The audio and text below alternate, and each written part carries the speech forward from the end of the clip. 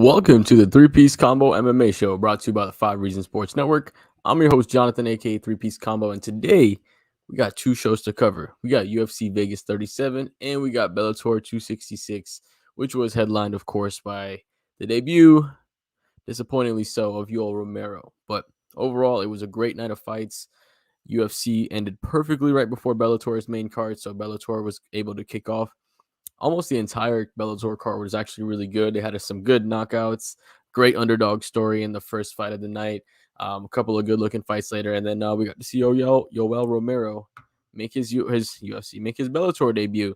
And before that, we did get to see UFC Vegas 37, where Anthony Smith destroyed Ryan Spann, and I was kind of wrong on that fight because I did think Ryan Spann had a better shot than he showed that night.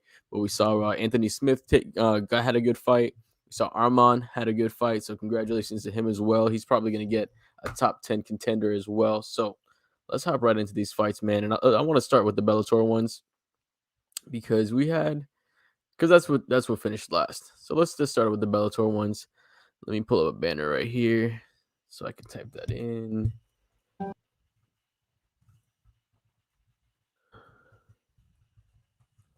Let me know in the comments what you guys think of Yoel Romero's debut. Did you guys expect this from him? Because we know in the last fight against Adesanya, he wasn't really showing the Yoel that had the energy. It was just more patient, more waiting. And I think that's kind of what we saw this fight as well. It was just a really patient Yoel Romero. That's not the Yoel Romero that you want to see. Ideally, Yoel is such a guy that's just so explosive, that has so much power, and especially moving up to 205 and not having to cut that extra weight, carrying that extra power.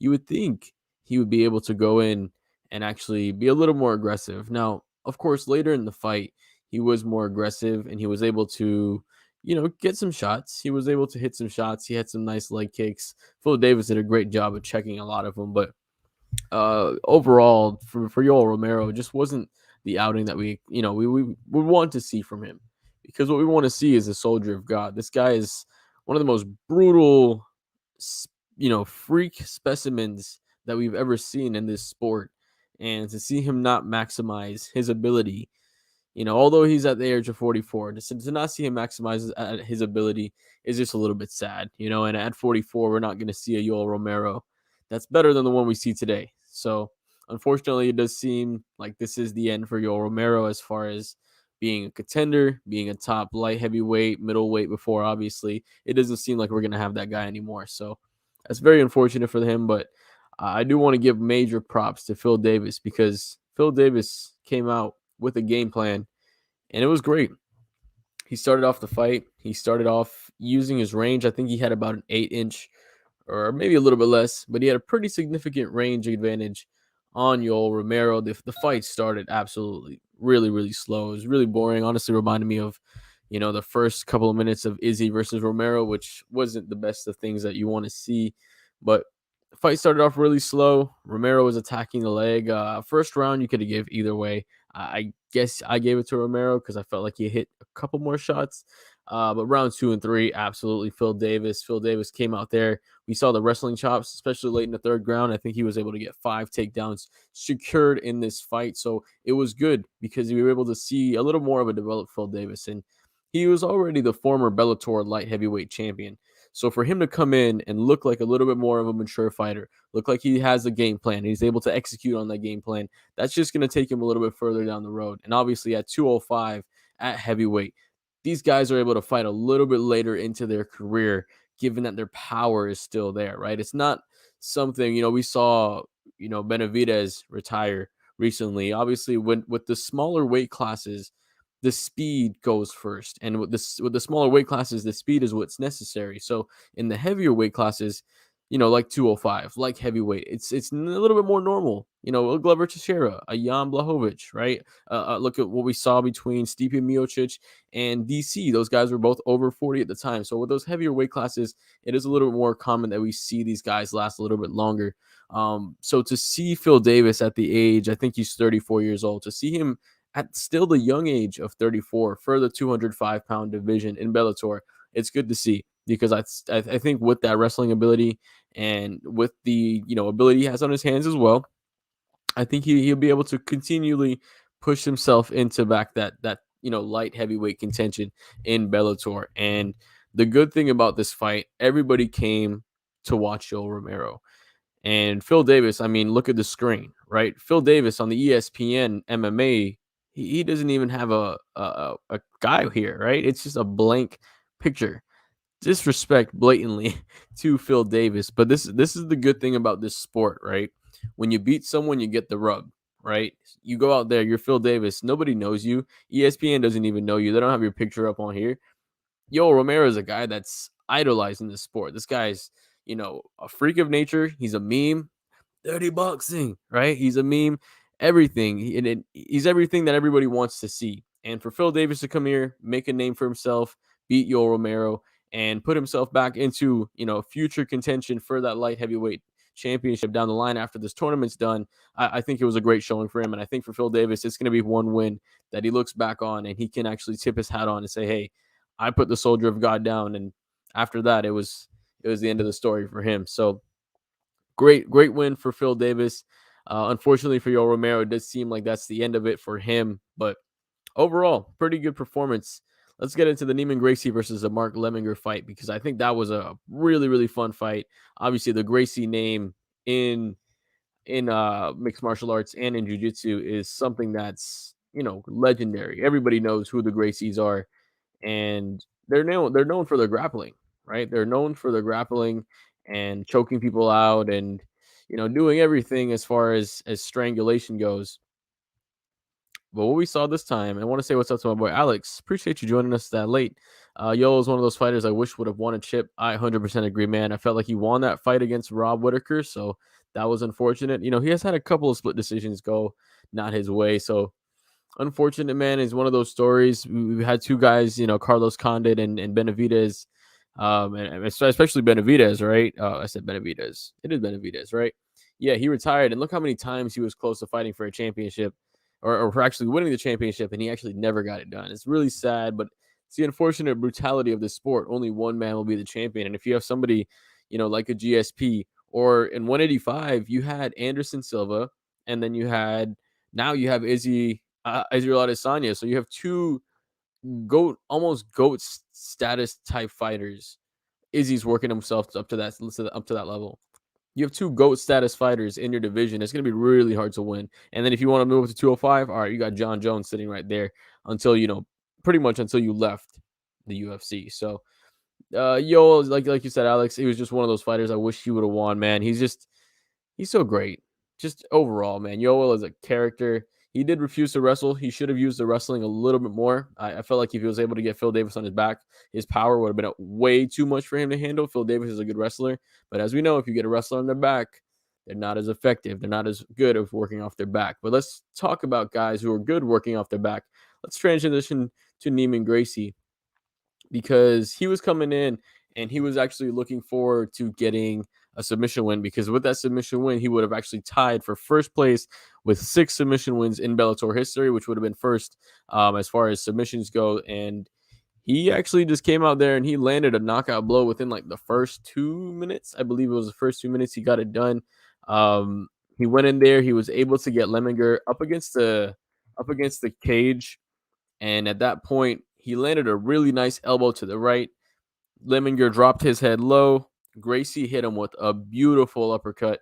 His legs started to give out. Gracie actually hit him with another really nice uppercut, dropped him down low. Jason Herzog with a really good stoppage, was well known. That's my favorite referee. I think he's the best, but really good win for Neiman Gracie. He gets the KO win, man. This is something that you don't expect from a Gracie, but he was able to get the KO win. He's working with some good coaches. Can't remember right off the top of my head who's working right now, but he's working with some good coaches, some newer coaches, working with his hands. I'm pretty sure it's out in California. But hey, man, he's looking like a threat again, and he wants to fight either MVP or he wants to fight Jason Jackson. And that Jason Jackson fight was a little weird, obviously with the eye thing, but I do believe Jason Jackson won that fight clean. So I think him versus MVP, that would be a lot of fun to see. Really fun fight. Just to touch on this real quick, Alejandra Lara versus Deanna Bennett. Man, what a fight this was. If you did not get to see this fight, it's probably one of the top women fights of the year. I felt like these ladies both left it on the floor. or let out there on the not the octagon in the squared circle, however they call it in Bellator.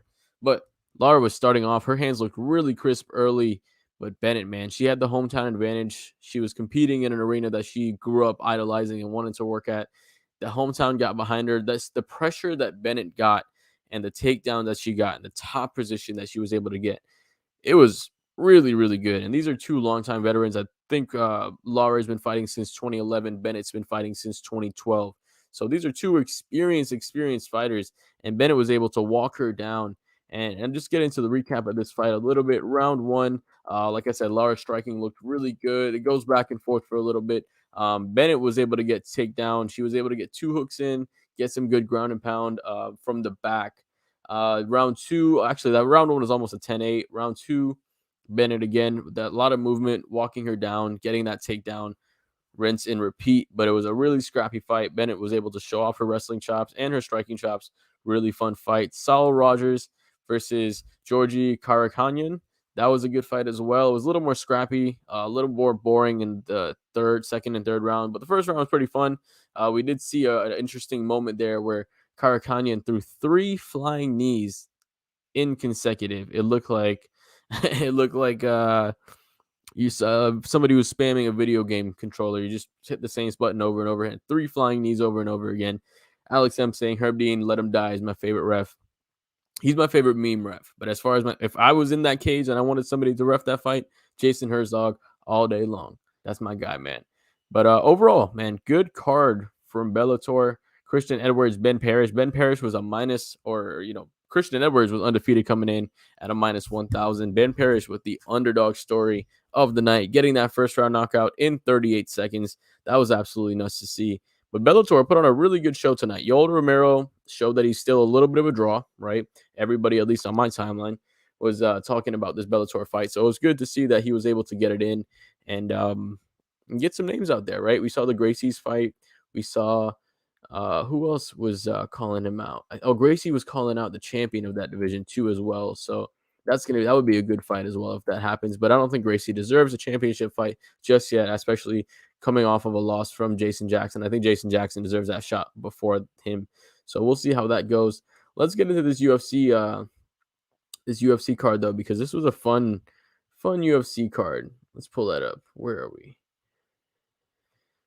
Anthony Smith coming in, I thought he was a lot older than he was. This dude has 52 fights. I think this was his 53rd fight on his career. And man, well, let's see now. Yeah, he has 52 now. And he's only 33 years old. That is nuts. This dude has a lot of wear and tear on his body. Let me get this banner going real quick. I'm just going to type this in. He was able to just destroy Ryan Spann, and I wasn't expecting that because I felt like Ryan Spann had a good ground game. He had he had good power as well. But man, the striking of Anthony Smith was really good. So let's just recap this a little bit. If you were not able to watch it, the first round was just really exciting. It was obviously the fight ended in the first round via TKO. The referee let Ryan really just get as much as he can. He let him try to get back in the fight as much as possible. But it was the right hand, or sorry, it was 2 left hooks of Anthony Smith that actually dropped Ryan Spann. And after he was able to get the tap, he was actually there was a little bit of a bad blood moment there because I'm not sure what was happening or what happened in the pre-fight or what happened. I know that Ryan Spann did not want to look at Anthony Smith during the pre-fight stare downs and stuff, and he wasn't looking at him. So after the fight, Anthony Smith was like, where's my effing respect? Yelling at him, stuff like that. And I like to see that side, man. Let that rage out because you've lost a couple of fights in a row, and then now you've come back and you've got a couple of wins under your belt, and you're working your way back up. And as somebody of your age and as somebody who's been doing it for so long, I think it's great to see Anthony Smith still be this fired up about the sport. And I think it's great for him to still want it this bad. So good for Anthony Smith, man. Alex M saying he surprised me. He was one Glover to share a win away from a title shot. That is true, man. He was definitely true. With Smith doing that weird turnaround defense thing, kept spinning around. Spann doesn't look at his opponents. I don't think he was doing that, but I don't. Smith wasn't really on the defensive much of the fight. I felt like he was a lot of pressure. He was giving a lot of pressure towards Spann, and yeah. So I didn't see much of the spinning stuff. Unless I mean I watched a lot of fights today. I watched the full UFC card and then I watched the Bellator card as well. So he might have been spinning. I don't have that in my notes, but yeah, Spann did not. Spann doesn't look at his opponents. Oh, okay, so that maybe that's what it is. I'm not even sure that or I'm not. I didn't even know that that's what he did overall. But yeah, man, Smith knocked him out, able to get or not knocked him out, put him down with the left hook, able to get the hooks in with his legs, able to secure that rear naked choke, and it was all there. That's all she wrote. That's all for Ryan or for Anthony Smith. And for Anthony Smith, there's a couple of fights that look good for him, but the one fight that actually might materialize is Anthony Smith versus Alexander Rakic. Now, let me. And this might be the next fight for him because he called him out in his post-fight interview, and immediately Alexander Rakic got on Twitter because that's the way fights get organized nowadays is on Twitter. And he tagged McMahon and he said he's free in December. So we might be getting Anthony Smith versus Alexander Rakic 2 in December. That would be a great fight. Throw it out as a pay-per-view opener, or throw it at me as another fight night, man. Anthony Smith is a great fight night guy, right? He's good for the main event. I think it's his 8th main event since 2018. The dude's a crazy main eventer. He's always doing this shit. So, man, keep it rolling for Anthony Smith. For Ryan Spann, a little step down in competition should do good for him. I think he still has enough time to work himself up, right? This is a sport where things can change really quickly. You get 3 fights every year. If you win 3 fights in a row, you're back, right? You're absolutely back. So things can turn around really quickly.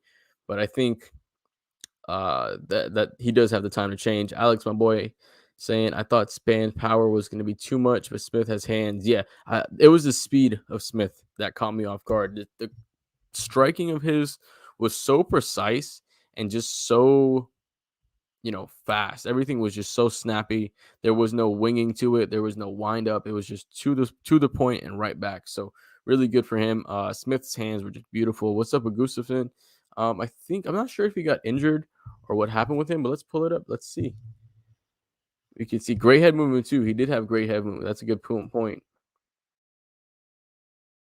Alexander Gustafsson. Does he have a fight lined up? Let's pull him up on Pathology.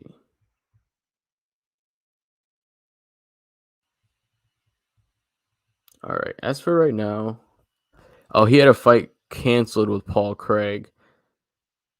He's injured currently. Let's see. What's the injury? Do we have more information on the injury? It just says Gustafsson injury. So I'm not sure what the injury is, but it looks like Gus is injured. So yeah, that's the story with Goose, He did have great head movement, like you said, but overall, good fight for Anthony Smith. I think Alexander Rakic is the right move for him.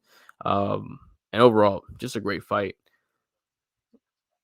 Let's get to this co-main event real quick.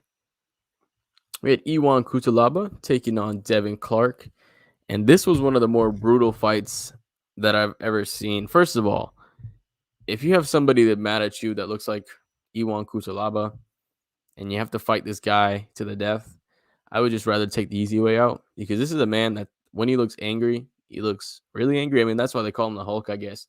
But man, what he did to the teeth of Devin Clark was just not kind at all, right? You wear a mouth guard to protect your top teeth, but this dude broke his bottom teeth, his front 4 teeth, all jacked up after some ground and pound elbows.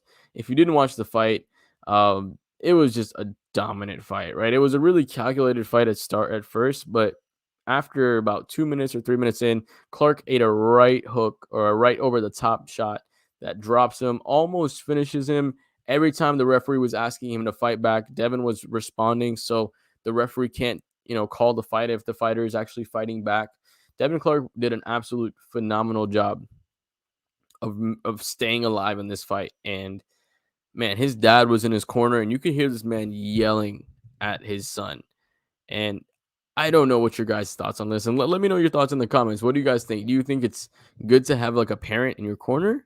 Or do you think that's bringing the line a little too close? And maybe you need that separation in between to have that, have that different type of communication with somebody like a coach. So I don't know. I think it would be tough, especially when you're seeing your son almost get knocked out and then getting his teeth pounded in.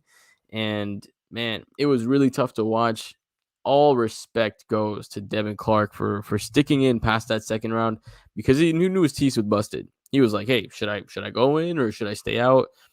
And he's like, "Well, I'm gonna need surgery anyways." So he goes in, and there is a point in that third round where he rocked Cutelaba a little bit. Unfortunately, it just wasn't enough for him to get the fight done. He was mounted for a lot of the fight. He was getting ground and pounded for a lot of the fight. He got dropped a couple times, wobbled a couple times. Tough outing for Devin Clark. He stepped in short notice against Anthony Smith a little bit while back, and he wasn't able to get that win either. So Devin Clark on a little bit of a slide now. But he's, one of those guys that could still pick it back up moving forward, but he's a long way to go from working his way up into contention. As far as Iwan Cutelaba goes, good for him to get that win back, especially after getting a tie not too long ago. But yeah, Alex saying, nah, I can't do parents in the corner. I agree, man. I think that line is a little too close. I think it's a little too uncomfortable. Coach, you understand how this sport is, but when you have that emotional connection with somebody and you're seeing something like that happen, that's not something you want to see happen. Man, this was a fun fight. Ariane Lipski versus Mandy Bohm. Lipski destroyed this girl. She dropped her. It says 2 knockdowns here. I think that's wrong because I have 3 knockdowns written down. Ariane Lipski dropped Mandy Bohm 3 times in this fight. Once in the first round, once in the second round, and once in the third round. Her hands look phenomenal. And after her knee bar submission that's gone viral, and that what we will know about the queen of violence is that she has a nasty submission game. But what she showed tonight was that her striking is really, really good. She has good head kicks. She has good low kicks. She has good boxing. She has good head movement. She doesn't eat a lot of shots. Look at the total or the significant strikes. 36 of 108 for Mandy Bohm, which means she was making her miss over 70% of her strikes. She was 0 for 4 on takedowns, so the takedown defense looks really, really good there as well. So I felt like we saw a really, really good future contender in Ariane Lipski. It was a really good fight. Like I said, this is one of the fights where, you're surprised at how much power this woman carries in her hands, right? She was able to land some really beautiful shots, and she was able to mix it up every time. I don't think every way she dropped her was the same way. I think she dropped her 3 separate ways as well. I could be wrong. She could have had 2 separate ways where she dropped her the same way, but I think there was a couple different ways that she dropped her, and this just showed the next level striking of Ariane Lipski, and add that to the ground game. Like I said, the takedown defense, the striking defense, we might be looking at a future contender here because she looks really good. I know she's had a couple of losses lately, but she's able to put it all together like she does tonight. This is a great fighter. She looks phenomenal there. Arman Tsarukyan versus Christos Giagos. Shout out my boy Arman. I met him at PFL. I was able to tell him good luck in the fight, and it worked out. Good luck. That good luck worked out. So shout out my boy Arman getting that win. Man, it was a beautiful knockout win. He just got the knockout in the first round. He was shooting for the takedown early in the fight. Giagos was able to reverse position, get on top. Arman did a great thing using the fence to posted up, got to his leads, did his lunge up, able to reverse it, and man, he got Christos Giagos with a beautiful, I want to say it was a left hand, put him down, and that was it. Arman Tsarukyan carled out Dan Hooker or Tony Ferguson after this fight. Either or, man, either or. I think Dan Hooker is the tougher of the 2 matchups, right? I don't know what's going to be happening with Dan with his visa. Everything that's happening there right now, that's still an issue as far as I think 266 goes in his fight with Nasrat Haqparast. So we'll still see how that goes out. But if he doesn't come out, Arman said he's more than down to throw down later in the year And I know Armand stays in South Florida now, so hey, that would be a great fight. Give me Armand versus Dan Hooker, or give me Armand versus Tony Ferguson, because that's two fights that I think is perfect for Armand. He's fought somebody at rank 14, I believe he is. He fought somebody that's lower than him. It's time for him to fight somebody that's a little bit higher than him. Tony Ferguson has been unfortunately streaking downward. I think if you fight an upper-cunder like Armand, you can put yourself back up there, right? Maybe you could secure yourself a red panty night with Conor, something like that down the line whenever Conor comes back, because Tony Ferguson deserves that big money fight, man. He deserves good. That's all that Tony Ferguson deserves. He deserves good. But for Armand, dude, Armand looked phenomenal tonight. This is a guy that's good on the ground. This is a guy that's good in striking. We saw the knockout tonight. We saw the choke in his last fight. This dude can do it all. He's legitimately a potential contender in this division. It's 17-2, and his only last loss, or his only loss in the UFC, Islam Makhachev. That's top tier competition. Islam's probably the next champion after Dustin's done. After Dustin's done with Charles, Islam's after him. Maybe we get Armand versus Makhachev too. That would be a really fun fight. Nate Maness with a huge comeback. Tony Gravely almost finished this man in the first round. I'm just going to recap the fight punch by punch initially. Both guys were throwing fast. Gravely was the one pressuring. Gravely was the one throwing more kicks. Gravely was actually able to get a takedown, but Maness gets back up. Maness gets the takedown. Gravely gets back up. Gravely throws a combo. That's a nice right hook, and then he actually shoots at the buzzer of the first round. He was actually able to drop him. I think it was a right hand over the top. He drops Maness. Gets some ground and pound in the fight. If the fight lasted 5 more seconds, I think it was Keith Peterson. Keith Peterson would have called that fight. Goes into the second round. Nate Maness with a beautiful counter right hook. Drops him. And that's it for Tony Gravely. That's it, man. What a win for Nate Maness to come back after getting dropped in the first round, making a huge comeback, getting the knockout win in the second round. Comeback of the night story for sure, or at least for UFC. Comeback of the night, because he was definitely rocked, and I did not think even going into the second round that he had his gears in place. So for him to come back, get this knockout win, huge props to Nate Maness. 14-1, great record. Bantamweight division is full of killers. What are you gonna do there, man? And to open up the night, we'll finish here. Joaquin Buckley getting the knockout win against Antonio Arroyo. This was a really good back and forth fight. Arroyo was really timid the entire fight. His hands were really low. A lot of backing up, a lot of kicks, but not as much volume. Buckley was throwing definitely way more volume, as we can see significant strikes, 41-21, doubling up there, doubling up on the output as well, especially 107-57. Just doing a really good job. But in the third round, I thought it was 1-1 going into the third round, but Buckley's corner said, hey, you got to finish him, which I think is great. If you're not sure, tell your fighter to go finish him, because what the judges say these days, you never know when you get fucked up by them. So Buckley goes in the third round. He lands a beautiful right hook, left uppercut, puts Arroyo down, and that's it for him, man. Joaquin Buckley, after getting knocked out by Alexio Duplessis, comes back, gets another nice viral-looking knockout, and that's it for him, man. So overall, what a pretty good night. Oh, hold on. I have to give a shout out to my boy Carlston Harris. I want to shout out to my boy Carlston Harris for repping Guyana. 2-0 in the UFC, 2 finishes right now, working his way up in the welterweight division. So yeah, shout out to my boy Carlston Harris for repping that Guyanese flag. But overall, great night of MMA. There was some really good fights in the prelims as well. Let's see, what else was good? Oh yeah, that Rong Zhu fight was really good as well. Getting that third round, that thing. I mean, the Carlston Harris, that first round knockout was great. The armbar by Hannah Goldie, what a phenomenal armbar off her back after getting dominated in that first round. Really, really good fight there as well. So good night overall for MMA. Next week we do have the return of Nick Diaz, as he will take on Robbie Lawler. We'll see Valentina Shevchenko take on Lauren Murphy. Hopefully Lauren Murphy is able to survive this. And then in the main event, we will have Alexander Volkanovski taking on what's his name? Can't remember his name right now. I am totally blanking on this guy's name. Brian Ortega. He's fighting Brian Ortega for the 145-pound belt, and that's going to be a phenomenal card there as well. Obviously, as you know, we have 5 rounds with our boy Alex Dono. That's going to be Thursday at 6. You have Dono, James, and Frank all over there. That's going to be a fun show as well. Maybe you'll see some guest appearances. I'm pretty sure they had Dean Thomas, they had Kevin Iola, so make sure you check that out as well. Anthony Joshua is going to be fighting, so check out. We might be doing me and Alfredo Artiago from 3 yards per carry.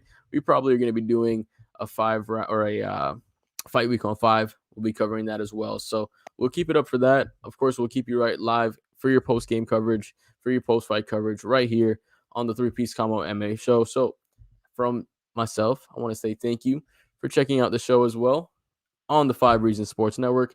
Make sure you drop a like below. If you have any questions, if you have anything you want to, add to the next show, leave it in the comment section down below. If you don't already subscribe to the channel, make sure you subscribe to the channel. We got all your South Florida sports content here. We got your Heat content, your Dolphins content. Dolphins, I want to know, they're looking good. Miami Heat preseason is starting up pretty soon. So we have a lot of good stuff coming up here on the channel. So thank you as always, for checking out 3-Piece Combo MMA show, brought to you by the 5 Reasons Sports Network. I'm Johnathan, and I hope you guys have a good night. And until the next fight, I hope you guys take care.